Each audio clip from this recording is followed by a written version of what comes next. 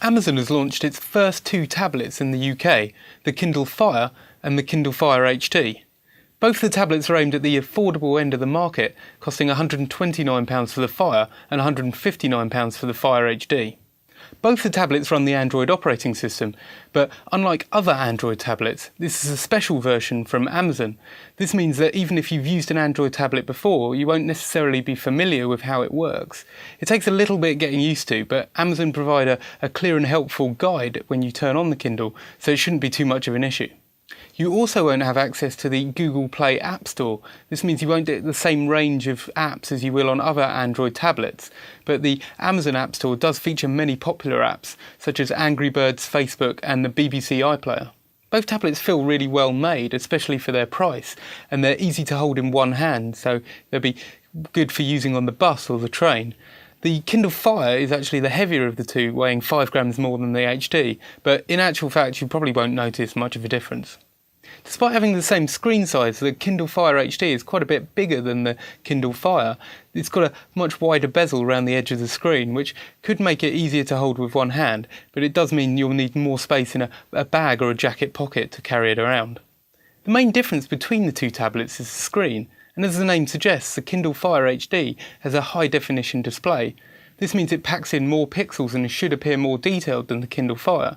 The Kindle Fire screen is still pretty detailed and it's not too bad, but even when you're reading ebooks you can tell the difference between them, and you can see some of the pixels on the Kindle Fire display. Unfortunately, one of the differences we found between the two tablets was with the colouring of the screen.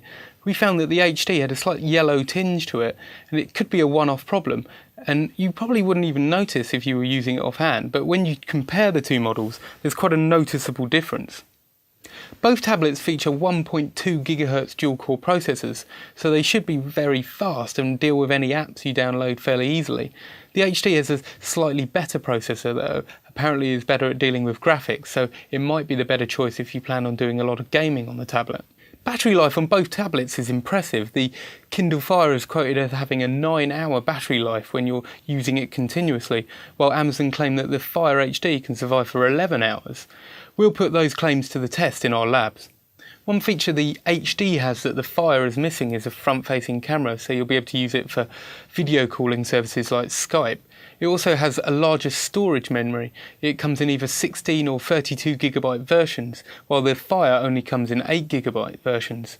Unfortunately, neither tablet can expand this using a microSD slot, although you do get access to Amazon's cloud storage, which provides unlimited storage for anything you've bought through Amazon's store, although you won't be able to access it unless you're connected to the internet through a Wi-Fi connection. On paper, the Kindle Fire HD seems like a much better tablet than the Kindle Fire, and for the sake of only £30 more, seems like a very sensible option. We'll be sending both the tablets off to our labs to see how well they perform. In the meantime, let us know what you think of these tablets by clicking on the link below.